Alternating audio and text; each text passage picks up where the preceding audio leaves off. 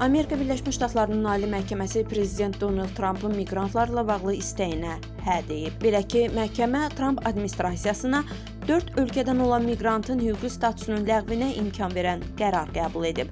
Qərar Venezuela, Kuba, Nikaragua və Haitidən olan bir çox miqrantın istifadə etdiyi hüquqi statusa son qoya bilər.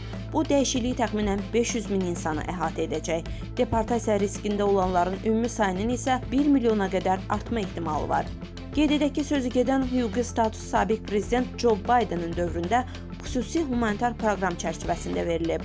Bu proqram adı çəkilən 4 ölkənin vətəndaşına Birləşmiş Ştatlarda 2 illik müvəqqəti yaşamaq və işləmək icazəsi təqdim edib. Səbəb kimi isə bu dövlətlərdəki insan haqları pozuntuları və siyasi qeyri-sabitlik göstərilib. Lakin Trump administrasiyası 2025-ci ilin martında proqramın dayandırıldığını elan edib. Bu addımı ölkənin immiqrasiya siyasətinin sərtləşdirilməsi və sərhəd təhlükəsizliyinin gücləndirilməsi məqsədi kimi əsaslandırıb. Mütəxəssislər qeyd edirlər ki, bu ABŞ-dəki Latın Amerikası və Karib icmaları arasında narazılıq doğurub. Artıq bir çox insan haqları təşkilatları qərarın əleyhinə məhkəmə iddiaları hazırlayır. Ruqiyyə Nəcəfli, Kamal Hüseynli, Mira TV.